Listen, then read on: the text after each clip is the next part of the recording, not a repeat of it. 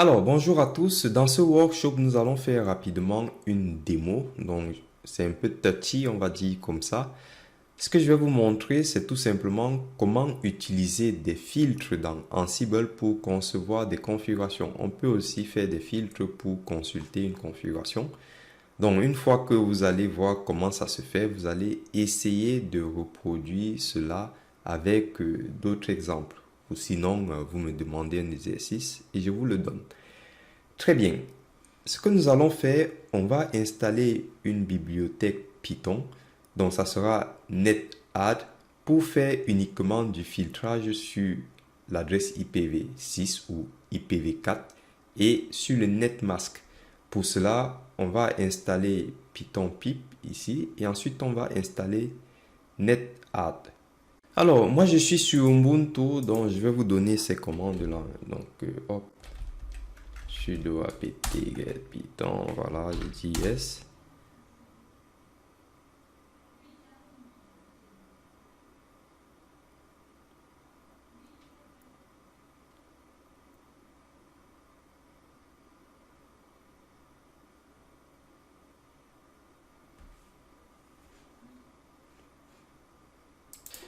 Et ensuite, je vais installer une bibliothèque Python qui se nomme, donc on a dit install netadd, voilà.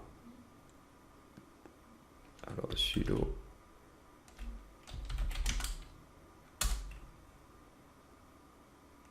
Ok. Très bien. Pour gagner en temps, j'ai conçu un playbook que j'ai nommé Ansible underscore filter.yaml. Alors, dans ce playbook, je déclare une variable qui s'appelle interface underscore VLAN. Et c'est un tableau de variables avec le principe keyValue. Vous mettez ce que vous voulez ici. Je pouvais mettre Toto, d'accord? Je pouvais mettre Titi ici. Donc, port, 2 points, la valeur. Ensuite, je mets la virgule. Donc, ça, c'est l'indice 0. Ça, c'est l'indice 1. OK. Alors, au niveau du préfixe, regardez, ça c'est une adresse réseau, mais mon préfixe c'est ceci. Vous allez me dire pourquoi j'ai donc mis le /24, mais vous allez voir plus tard avec cette configuration-là. Ok, une fois que c'est fait, regardez bien l'alignement, on est bon ici. Je crée donc une tâche que j'appelle generate interface config. Et ensuite, j'utilise ici un module qui se nomme block in file. Je pense qu'on a déjà utilisé ce module dans la première partie. Donc, pour revenir dessus, ce module-là va nous permettre de manipuler en fait des chaînes de caractères dans un fichier texte. Donc, ça peut même d'ailleurs nous permettre de créer un fichier test, d'accord? Donc, regardez, insérer, mettre à jour, supprimer un bloc de test entouré de lignes de repères. Vous avez plein d'exemples ici. Si je descends là, regardez, vous avez par exemple le bloc ici. Là, c'est une insertion, donc on ajoute ce bloc de test là. Et en réalité, le fichier ici, c'est sshd underscore config. Donc, on ajoute ces paramètres-là. Donc, ça, c'est vraiment très intéressant. Ça vous permet vraiment de gagner en temps au lieu d'aller faire chain directory, etc, ssh underscore config. Vous connaissez déjà le path ici dans le chemin et vous avez juste à faire votre bloc et vous rajoutez ces paramètres-là. Donc, ça sera pareil si vous êtes par exemple sur la configuration des interfaces. Alors, nous sommes ici sur Linux. Du coup, vous connaissez déjà les syntaxes et vous avez juste à rajouter ce bout de code là, ici. D'accord? Donc, c'est ça le principe. Mais avec les templates Jinja, vous allez voir qu'on va dynamiser cela. Donc, vous avez compris le principe, j'espère. Donc, je vous laisse regarder la doc et on revient ici. Alors, pour les templates Jinja, ce qu'on va donc dire, vu que nous sommes sur la configuration des équipements de réseau, hostname, c'est pour tout simplement créer le nom d'une machine. Alors, j'avais créé une variable nom machine dans host underscore vars qui s'appelait nom machine et j'avais nommé la machine S01. Cette fois-ci, j'ai changé, je l'ai mis en minuscule, je l'ai appelé switch 01 en minuscule. On va vérifier ça ensemble. Et grâce donc à ce filtre-ci, donc qui est un filtre Jinja, je vais donc transformer cette variable là qui contient une chaîne de caractères en minuscule en majuscule. D'accord? Donc, si j'ai mis switch 01 en minuscule, avec upper, je vais mettre des majuscules. OK. Ça, vous avez compris le principe. Ensuite, ici, ça c'est la syntaxe des templates Jinja. Du coup, je fais une boucle, je dis for interface VLAN. Bon, c'est abrégé. Donc, vous comprenez déjà, ça c'est une variable. Enfin, pour l'instant, ce n'est pas encore une variable, mais je vais la transformer en variable. Donc, quand vous voyez le for ici, ce qui suit ici, vous allez forcément l'utiliser. Je pouvais mettre item, d'accord? Et du coup, j'ai dit in. Et là, par défaut, je vais créer en fait, alors pas par défaut, qu'est-ce que je raconte, excusez-moi. Donc ici, j'ai déjà la variable qui est créée ici. C'est juste que je pensais aux créations des variables que je fais dans le fichier groupe var alors que j'ai créé directement ici. Donc, j'ai dit ceci. Je vais donc faire ma boucle et je vais aller récupérer toutes les valeurs qui sont dans la variable interface underscore VLAN. D'accord? Ça veut dire que dans ma configuration, je vais faire interface et là, je prends l'item point le port. Donc, ça va faire interface VLAN 10. D'accord? Une fois que je rentre dans la configuration de l'interface, je fais entrée et là, IP address. Je prends le préfixe ici.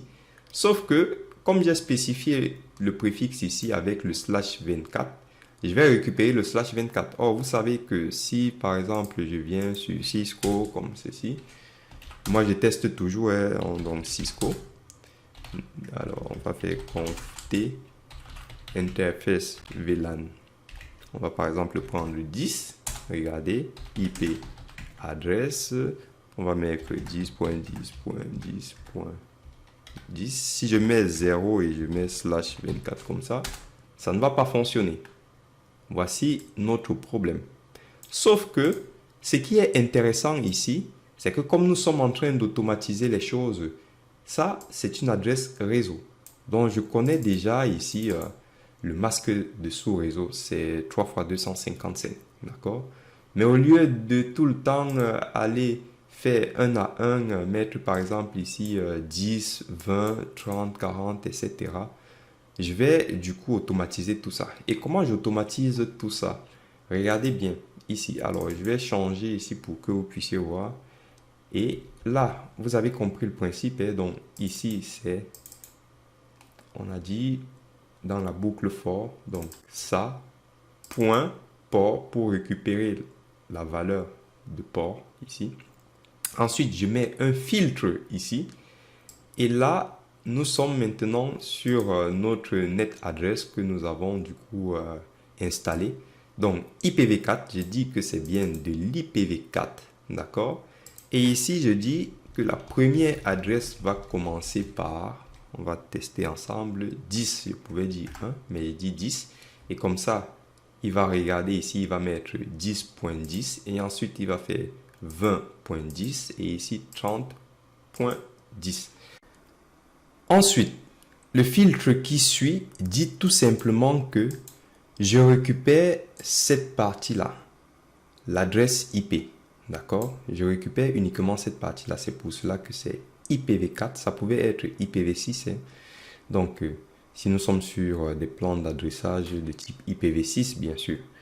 Donc, IPv4, et je dis que tu me récupères le champ adresse ici. Parce que le /24, c'est le champ netmask. Et donc, ceci.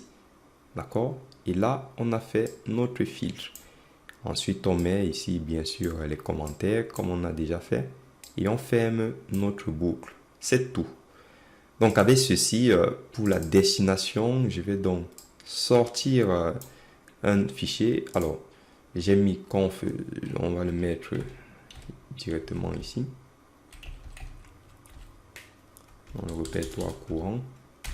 Hop. Voilà.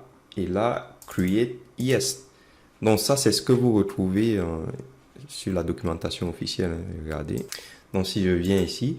Alors, petite parenthèse, vous avez vu que vous pouvez faire des blocs en utilisant des loops. Ça vous donne des idées. D'accord? Donc vous pouvez faire des loops ici avec des blocs. Donc ça vous donne vraiment des idées. Très bien.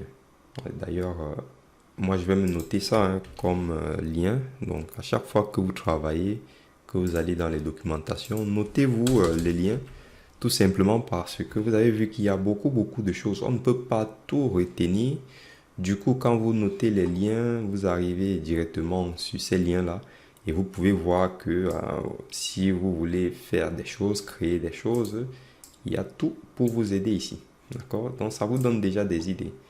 Donc, avec ceci, vous avez vu, on peut mettre backup, validate, et on peut mettre, comme je vous ai dit, destination et quoi d'autre.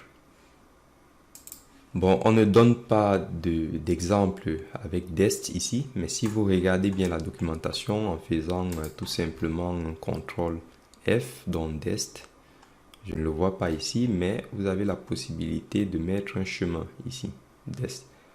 Avant, en Ciber, cette option n'était pas utilisable que comme dest, destfile, etc. Très bien. Donc avec ceci, j'ai donc créé mon bout de configuration et on va du coup sauvegarder et lancer notre playbook. Donc, hop, donc Ansible playbook et là je vais mettre -i et on a dit host. Alors regardez 4.2 host.yaml, hop, regardez, j'ai mis ceci suite 01.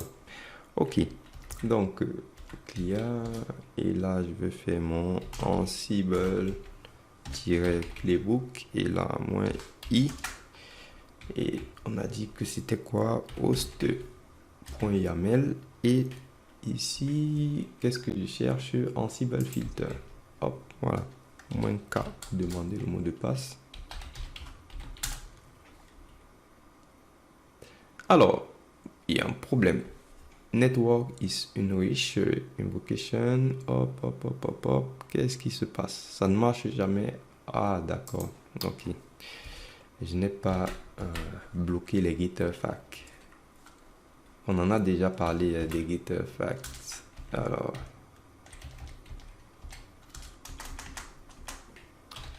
Getter facts. Non.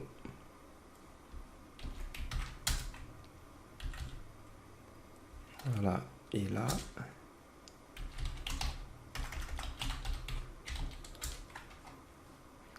alors, il manque quoi d'autre? Du coup, j'ai un problème peut-être d'espace. Non, machine is undefined. Alors, qu'est-ce que j'ai mis? On va aller regarder. 4 de groupe var et là, switch. Alors, non, c'était dans host, pardon. C'était dans host va et là S01. J'ai bien mis non machine. Alors, je ne sais pas pourquoi je n'arrive pas à récupérer ma variable dans host underscore var. Ce que j'ai fait, donc j'ai fait un 4.2, j'ai mis dans groupe var du coup. Hein. Donc switch, voilà. Et là, j'ai mis ici non machine et j'ai mis ça. Ensuite, j'ai fait un nano de Ansible filter et voilà, non machine, ça va pointer maintenant dans le groupe var et ici, il faut mettre la destination, j'ai oublié.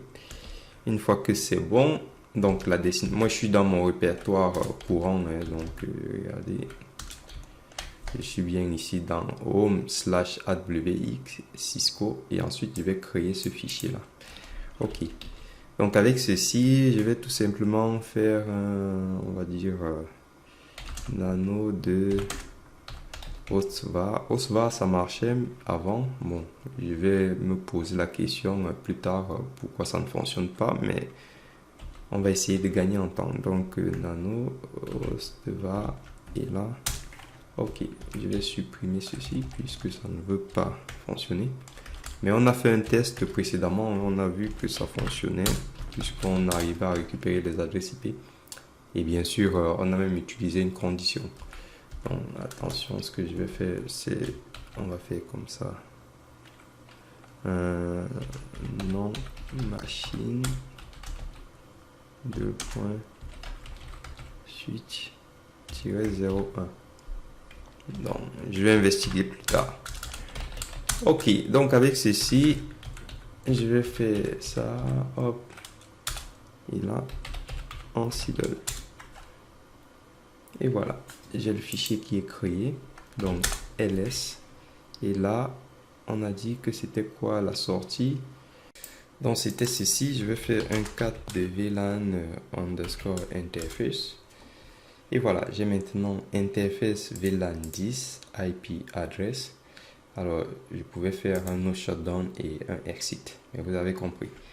Parfait. Donc avec ceci, c'est tout bon. Et regardez, hostname, c'est passé en majuscule. D'accord? Parfait. Donc voilà, ce que je vais vous demander, c'est de refaire la même chose. Si vous pouvez faire une simulation sur des routeurs, essayez de faire la même chose sur des interfaces de vos routeurs. Allez, je vous dis à tout de suite pour le prochain workshop.